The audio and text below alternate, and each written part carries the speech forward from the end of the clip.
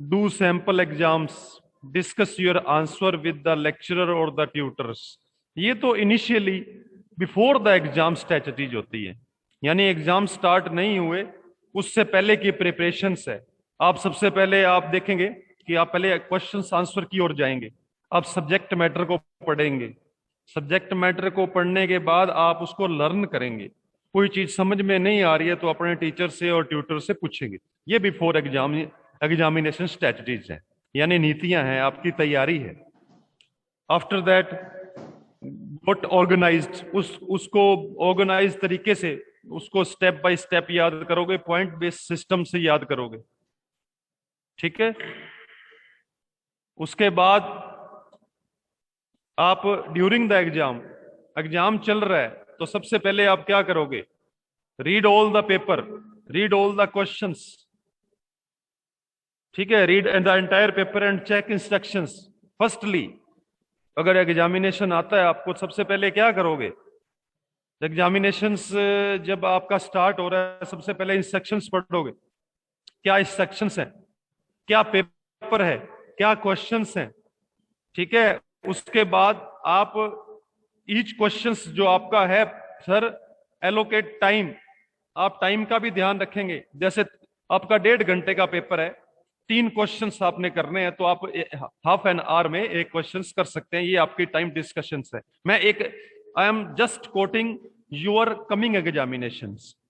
This is the topic quite important in every type of examinations, whatever the examinations, your competitive examinations, whatever the subjective examinations, I'm talking about the whole the things.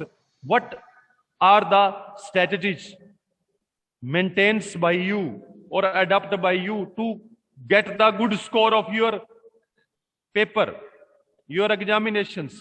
Before examinations, what have to do, and during examinations what you will do in the examination center during the examinations. These are the strategies. Okay, अब सबको पता है भी आप सबसे पहले examination की तैयारी करेंगे, आप उसको देखेंगे, क्वेश्चंस को डिस्कस करेंगे, आप उसके क्वेश्चंस को उसको ओरिएंटेशंस करेंगे, पॉइंट्स देखेंगे, उसको लर्न करेंगे, रिवाइज करेंगे, 1-2 बार रिवाइज करेंगे। मैं इसलिए आपको कह रहा हूं कि आप अपने पेपरों को एक बार, अभी आपके पास 10 दिन हैं, हर 9 सब्जेक्ट हैं आपके, एक दिन एक सब्जेक्ट को पढ़ के रख दो। अभी आपका, मैं आपको तैयारी के लिए आपको बता दूं, आपके अच्छे एग्जाम्स के लिए आपके 9 पेपर हैं और 10 दिन हैं आपके पास। ठीक है, उन 10 दिनों में एक पेपर रोज करना है आपको, यानी 7-8 क्वेश्चंस आपको रोज पढ़ने हैं। जब 8 दिन में 8 सब्जेक्ट, 9 दिन में 9 सब्जेक्ट पढ़ लोगे तो जो एक दिन बचा होएगा, 20 तारीख को पेपर है, तो आपको 19 तारीख को आपको वही पेपर उठाना है जिसका पेपर है, वो अच्छे से बस उसी को तैयार करना है। आपका पहले पढ़ चुके होंगे, फिर उसी को तैयार करना है, फिर स्टेप बाय स्टेप पेपरों में पढ़ते रहना। अभी आपके पास टाइम है, सभी पेपरों को एक एक दिन दे दो जिससे आपको पेपरों में परेशानी ना हो। ये भी एक स्ट्रेटजी है आपकी, ये भी एक नीति है, ये भी एक आपकी दूरदर्शिता है। ठीक है। अब ड्यूरिंग द एग्जामिनेशंस आप सभी एलोकेट टाइम्स देखेंगे, डिसाइड द ऑर्डर देखेंगे, राइट्स द नोट्स लिखेंगे, आंसरिंग द क्वेश्चंस, आप क्वेश्चंस की आंसरिंग लिखेंगे। अगर मल्टीपल चॉइस क्वेश्चन है, अगर सबसे पहले तो क्या है, अगर आपको पेपर आता है तो जो जो क्वेश्चंस आपको आ रहे हैं फर्स्टली उसी को ही ऑप्ट करोगे। जो नहीं आ रहे एक बार छोड़ोगे, जो आ रहे हैं सबसे पहले उसको करोगे, क्योंकि टाइम बचता है आपका। ठीक है। अब मल्टीपल चॉइस क्वेश्चंस के लिए आपको क्या इंस्ट्रक्शंस फॉलो करनी पड़ेंगी? Examine the sequence the questions close. उसके बाद read all the options before the choosing the answer. Make certain you are choosing the best answer of the questions. Be careful about the word like always or never or not. You are not giving the examination such like as a multiple choices. If you are giving any types of the competitive examinations or the as a screening examinations, first of all you have to read the 4th answer of any questions. You have a 4 answer of your questions. Firstly, what is the exact answer? Concentrate that answer and concentrate on your questions. If there is a word of always, never, not और yes, भी आपसे question पूछा कौन सा राजा हल्दी घाटी युद्ध में नहीं था, या कौन सा फंडामेंटल राइट्स आपके नहीं है, आर्टिकल 44, आर्टिकल 14, 15, 16 और आर्टिकल 44। अब आपसे क्वेश्चन पूछा है भी इनमें से कौन सा आपका मूल अधिकार नहीं है। अब नहीं वर्ड मतलब नहीं वर्ड पूछा है तो हमें यह नहीं बताना कि मूल अधिकार कौन सा है, हमने आंसर 14, 15, 16 नहीं देना है, हमें आर्टिकल 44 देना है। तो वो फंडामेंटल राइट से संबंधित नहीं है, वो डायरेक्टिव प्रिंसिपल से संबंधित है। इसलिए क्वेश्चंस के ऊपर जो होती हैं चीजें उनको आपको ध्यान रखने की जरूरत है। ये तो मल्टीपल चॉइस के लिए आपकी स्ट्रेटजीज होगी। उसके बाद कोई ऐसे आ गया, आपका ऐसे आएगा ही आएगा। अब ऐसे के लिए आपको कौन सी इंस्ट्रक्शंस फॉलो करनी है? सबसे पहले keep time of allocations of the proportional to the marks, कितने मार्क्स का और कितने टाइम का है। अगर आप ऐसे लिख रहे हो तो उस चीज का ध्यान दे रखना है आपने। उसके बाद provides the definitions where necessary, आप डेफिनेशंस दोगे, मैंने जो ऐसे लिखने का आपको तरीका बताया है उस तरीके से चलेंगे आप, ठीक है। उसके बाद identify the key concept, give the examples, writes clearly and simply. तो that would be the essay writing or the written short questions or the big questions you can write down the very easily. After that problem solving questions में आप कौन सी strategies अपनाओगे? उसमें note any values of the limits provided, label all working stages clearly, check computations accuracy, show your work unless told not you। अगर आपसे चीज कोई पूछी नहीं गई है तो नहीं बताओगे। ये है आपका तरीका अलग अलग क्वेश्चंस के लिए, सब्जेक्टिव और ऑब्जेक्टिव के लिए। ये तो सारी चीजें आपको पता है, अदरवाइज आप इसमें भी कहने का मतलब ये है कि आपको एग्जामिनेशंस की तैयारी कैसे करनी है, ये मैंने आपको पीडीएफ भेजी है, उसमें से आप पढ़ लेना। यानी सबसे पहले अगर हम कोई एग्जाम देने जा रहे हैं तो हमारा फोकस किन किन चीजों पे होएगा। देखिए क्वेश्चंस आएंगे आपसे, अब तो जैसे आपके क्वेश्चंस मैं अगर एग्जांपल के तौर पर कोट कर रहा हूं कि आपके लेंथी क्वेश्चंस, 1.5 घंटे का टाइम है तो आपको 3 बड़े क्वेश्चंस करने होंगे। ये बहुत आसान है, ये आपके लिए बहुत बहुत आसान है। लेकिन मैं बात कर रहा हूं, I am talking about specially those students who want to give the competitive exams, whatever the exams of the judiciary, whatever the prelim examination or the subjective examinations. So what should be the method and how can you get a good score in your examinations? तो firstly हर एक examinations का तरीका है, एक systematic है, आपको समझने का तरीका है। अगर आपका क्वेश्चंस, अब देखिए आपके पेपर स्टार्ट नहीं हुए हैं, अब पेपर के आपके जो तैयारी के दिन है, ये 7, 8 दिन 10 दिन आपके तैयारी के हैं, तो आपको सबसे पहले जैसे मैंने बताया, आपको सबसे पहले आपके सब्जेक्ट मैटर को पढ़िए, उसमें क्या क्या चीजें इंपॉर्टेंट हैं वो पढ़ो। उसके बाद आप रिवाइज करो, कोई चीज समझ में नहीं आ रही है तो उसके ऊपर कंसंट्रेट करो, नहीं आता तो पूछो। ये तो है एक तरीका है बिफोर एग्जामिनेशंस। अब एग्जामिनेशंस देने आप चले गए, तो जाने के बाद ये रजत अपना बंद करो माइक प्लीज।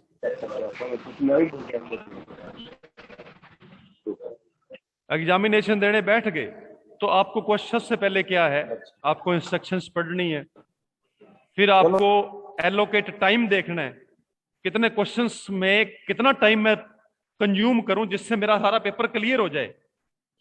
फिर आप देखना है भी कौन से क्वेश्चंस आपको आ रहे हैं, उस सबसे पहले उस आंसर को दीजिए आप।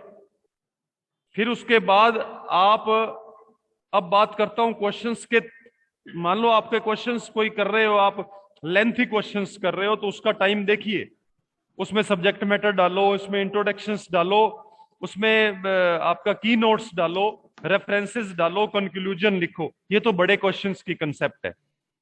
If you have a examinations like the objective type, then you have to more concentrate on that your questions, because the answer in the front of you, answer are in the front of you.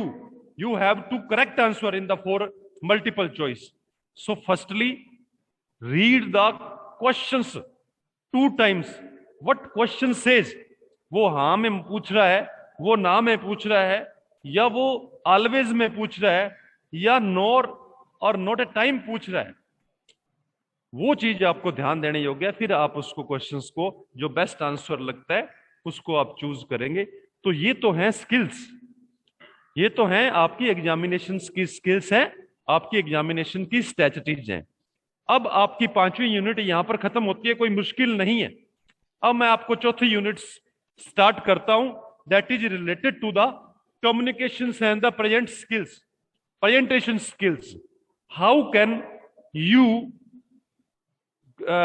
you produce yourself and the you produce with your written material or with your oral material. How can we good communicate to the peoples? How can we improve our skills about the presentation skills or the communication skills? Firstly, you have to understand what is communication. Communications in Hindi you can say संचार।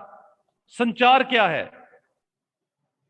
हम अपनी अभिव्यक्ति को, अपने expressions को, how can we transfer to other peoples, how can we spread our knowledge to the others, how can we produce ourselves present towards the people, towards the particular persons with our good sense, with our good body language, and we can, how can we effective our communications and the present skills. So these kinds all aspects are related to a good representations, good communication skills. So this is very quite important units for you all other students, very simple, and I can explain all the things which is describes in your unit 4 very easily.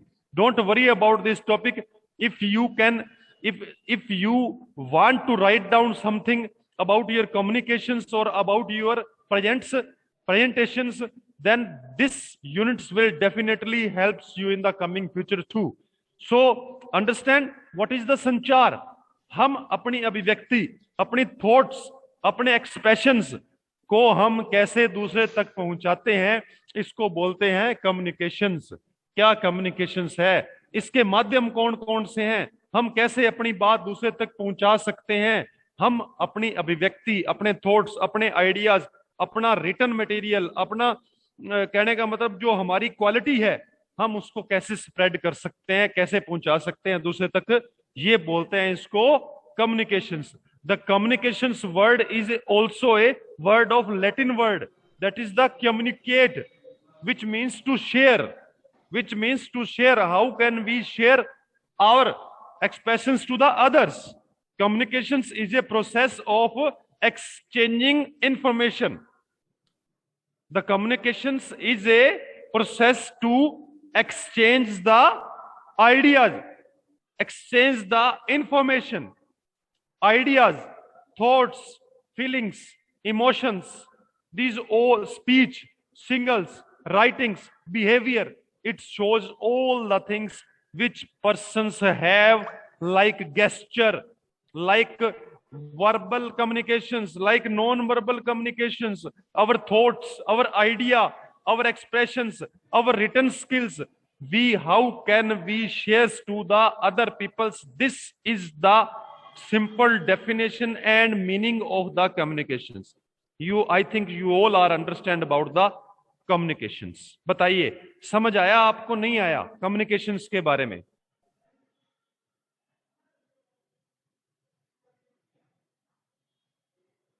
Hello, Punjabi है आ गया sir. हाँ जी, कौन कहता पंजाबी दस दियो।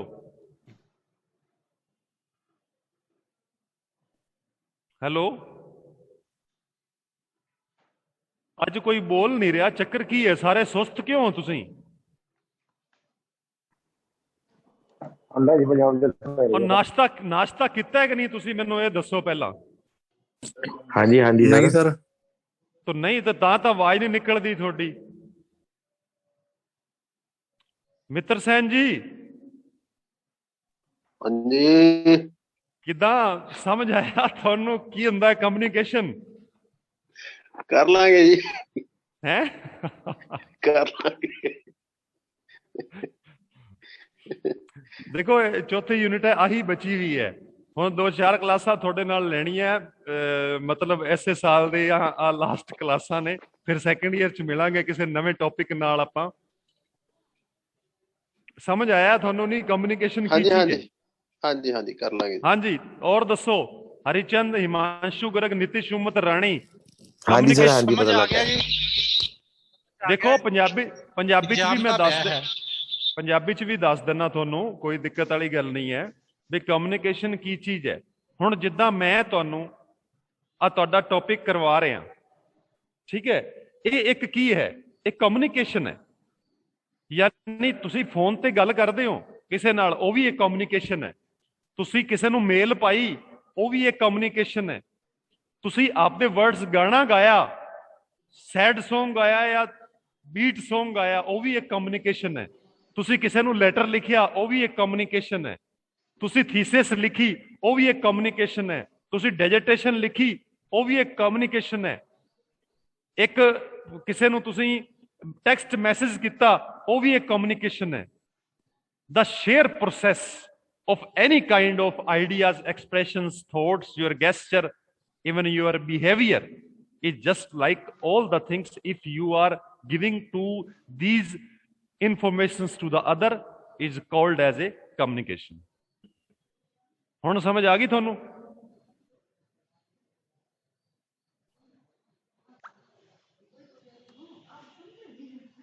ਹੁਣ ਕੀ ਕਰਨਾ ਹੈ? 10 main steps to all the communications are. ਕਿਹੜੇ ਕਿਹੜੇ ਸਟੈਪਸ ਹੋ ਸਕਦੇ ਹੈ? The purpose of the reason of the communications, the contents of the communications, the medium of the communications, receiving the message, despairing, making sense of the message, interrupting the message. These all are the main steps of the communications. मैं दी PDF share करा के थोड़े कोल है, सब कोले ਕਰ ਹੀ ਦਿਓ ਜੀ। हैगी है ना? ਤੁਹਾਡੀ ਉਹ ਜਿਹੜੀ ਸੀਰੀਜ਼ ਜਿਹੜੀ ਪੜ੍ਹਦੇ ਹੋ ਉਹਦੇ ਵਿੱਚ ਦੇ ਰੱਖਿਆ। ਵੈਸੇ ਜਿਹਦੇ ਕੋਲ ਨਹੀਂ ਹੈ ਤਾਂ ਮੈਨੂੰ ਘੰਟੀ ਕਰ ਦੇਣਾ, ਮੈਂ ਸ਼ੇਅਰ ਕਰ ਦੇਵਾਂਗਾ। ठीक है, हुण की कहने जड़ा सैकंड चीज है, importance of the communication skill for a legal professional, because we are the students of the law scholar, law field, and what are the importance of the communication skills for a legal professional. ਤੁਹਾਨੂੰ ਇੱਕ ਮੈਂ ਥੋੜੀ ਕੰਮ ਦੀ ਗੱਲ ਦੱਸਦਾ, ਬੜੀ important ਗੱਲ ਹੈ। ਜਦੋਂ ਅਸੀਂ ਪੜ੍ਹਿਆ ਕਰਦੇ ਸੀ ਲੋ ਦੇ ਵਿੱਚ, ਜ਼ਿਆਦਾ ਪੁਰਾਣੀ ਗੱਲ ਨਹੀਂ ਹੈਗੀ ਹੈ, ਤੁਹਾਨੂੰ ਮੈਂ ਦੱਸਦਾ ਸਾਡੇ ਟੀਚਰ ਕਿਹਾ ਕਰਦੇ ਸੀ, ਠੀਕ ਹੈ। ਉਹ ਕਹਿੰਦੇ ਸੀ ਬਈ ਹਰ ਫੀਲਡ ਦੇ ਵਿੱਚ ਕੰਪਿਊਟਰ ਨੇ ਆ ਜਾਣਾ, यानी हर फील्ड में कंप्यूटर आ जाएगा। कोई भी लाइन होएगी, चाहे आप प्रैक्टिस किसकी भी कर रहे हो, आप चाहे आप बिजनेस कर रहे हो, चाहे आप टीचिंग कर रहे हो, चाहे आप किसी प्रकार की इंडस्ट्री चला रहे हो, किसी भी प्रकार का आप काम कर रहे हो, हर चीज में एडवांस टेक्निक आएगी, कंप्यूटर का आगमन होएगा, जिससे कि बेरोजगारी बढ़ेगी। एक कंप्यूटर 100 आदमियों का काम करेगा तो ऑब्वियसली जिस लाइन में है तो बेरोजगारी बढ़ेगी। लेकिन उसका अगर गुड थिंग देखेंगे तो आज मल्टीनेशनल कंपनीज और ग्लोबलाइजेशन होने से नौकरियां बढ़ी। लेकिन उन्होंने वो बात कहा करते थे भी एक एडवोकेट ही है जो कि एक कंप्यूटर नहीं हो सकता है। उसको अपने तथ्य, अपने फैक्ट्स, अपना डिफेंस अपने आप को प्रोड्यूस करके ही मिल सकता है। उसको रिलीफ जब अपने आप को प्रोड्यूस करेगा, अपने आइडियाज और अपनी कम्युनिकेशंस और अपनी प्रेजेंट स्किल्स खुद अपने आप दिखाएगा, तो वो एक अच्छा रिलीफ जस्टिस ले सकता है। तो ये कभी फेल होने वाला प्रोफेशन नहीं है। समझ आई ना? तो ये फेल होने वाला प्रोफेशन इसलिए नहीं है क्योंकि अपना डिफेंस एक वकील खुद बनाता है, यहां कंप्यूटर काम नहीं करता है। समझ आइए आपको? तो ये कभी फेल ना होने वाला प्रोफेशन है, इसको अच्छे से करना है, अपने को गुड सेंस से करना है। तो what are the importance of the communications for the legal professional? क्या इंपॉर्टेंस है लीगल प्रोफेशनल्स के लिए? देखिए, communication skills helps to the understand and create documents in the legal concern. यानी सबसे पहले ये एक कम्युनिकेशंस है, गुड कम्युनिकेशंस एक लीगल प्रोफेशनल्स के लिए बहुत अच्छी हेल्प करता है।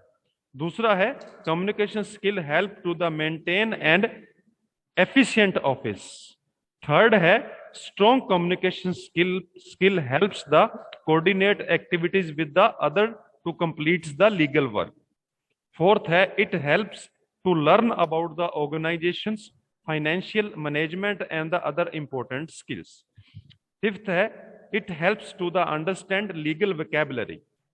डेफिनेटली अगर आप देखिए, मैंने कम्युनिकेशन से आपको बहुत सारी लीगल वोकैबुलरी बताई, थिसॉरस ऑफ वर्ड्स बताए, पेयर्स ऑफ वर्ड्स बताए, इंग्लिश जनरल्स की लैटिन वर्ड्स बताए, इंग्लिश कहां से आई है। These all are the important parts and the important communication skills for the good legal professionals. It definitely helps to when you will write down the things about the sir, ये क्यों क्या कह रहे हो रानी? हेलो सर वो कह रही है, आई थिंक आपने म्यूट कर रखा है। मैंने, मेरी आवाज आ नहीं रही? मेरे को तो क्लियर आ रही है जी। सभी को आ रही है मेरी आवाज? उसको बोलो रीज्वाइन करें। Yes sir. हाँ, तो ये डेफिनेटली कम्युनिकेशंस आपके लीगल प्रोफेशनल्स में हेल्प करेगा। देखिए, आपके पास अच्छी वोकैबुलरी है, अच्छी आपके पास थिसॉरसेस है, अच्छे वर्ड्स हैं, तो आपका जो लिखने का तरीका होगा, जब आप प्लेंट तैयार करोगे, कोई केस तैयार करोगे, तो definitely will show extraordinary in the court's appearance. When judge will read your pleading or read your documents, then definitely if you have a good communication skill and presentation skills, you can write down the things very betterly. So it is a very important part for the legal communications. Legal professionals are the communications will definitely helps. Next, good communication skills helps to the boost morale of every individual. जब एक advocate खड़ा court में बहस करता है, argument करता है, तो ये स्किल्स हैं उसकी, ये कम्युनिकेशन स्किल्स हैं, ठीक है, तो उसकी प्रेजेंटेशन स्किल्स हैं। तो डेफिनेटली अगर उसकी बहस अच्छी है, आर्गुमेंट्स अच्छे हैं, तो वो देखिए, कई बार क्या होता है, आपके कागज इतने स्ट्रोंग नहीं होते, आपका डिफेंस, डॉक्यूमेंट्री डिफेंस इतना स्ट्रोंग नहीं है, बट जब आपकी बात में वजन है, जब आपकी प्रेजेंटेशन स्किल्स अच्छी है, तो डेफिनेटली जज को भी अपने डिसीजंस में विचार करना पड़ता है। तो ये है कम्युनिकेशन स्किल्स, आपके लीगल प्रोफेशनल्स के लिए बहुत अच्छी चीज है, ठीक है। उसके बाद ये क्या है, communication acts and tools and the coordinations, the senior shall be inform to the subordinate about their functions, roles about they have to do the carry out.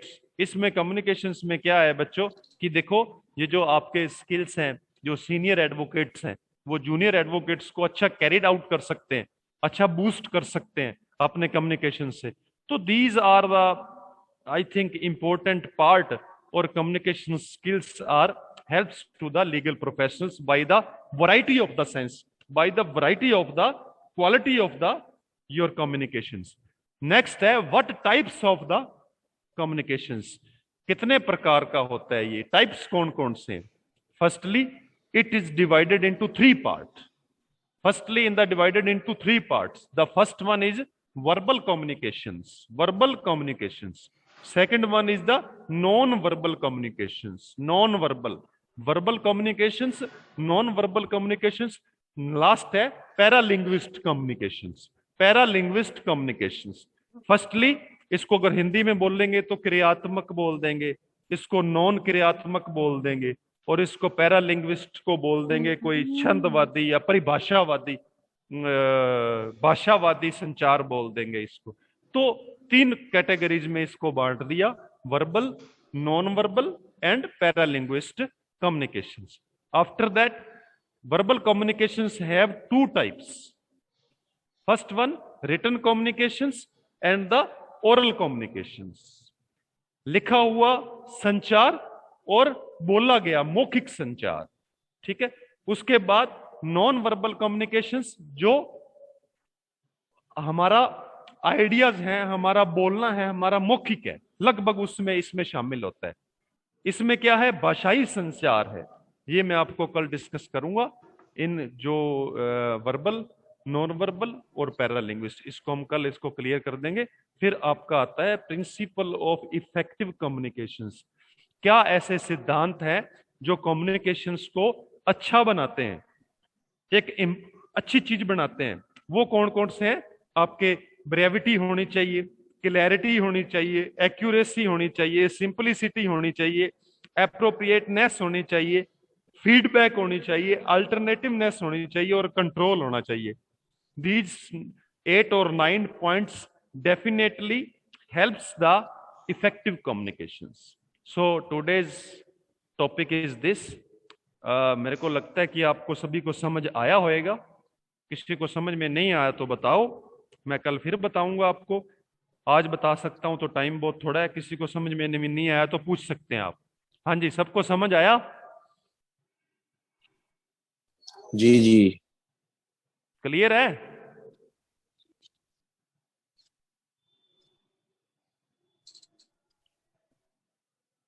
हाँ जी नीतीश, क्लियर है सर, क्लियर है। नीतीश उम्मत, यस सर। आज आज आज आज तू बोलिया नहीं, देख ला सारे टेंशन च गए। नीतीश नहीं बोले आज, क्यों भाई? नहीं नहीं नहीं सर, कोई इदा की गल नहीं, समझ आया आज? चक्कर नहीं। हाँ जी, हाँ सारे जी याद सर, पढ़ाई बिल्कुल। करते रहे सर। हैं? नीतीश जी ना सारी याद पढ़ाई करते रहे, मेरे नाल डिस्कस नहीं किधर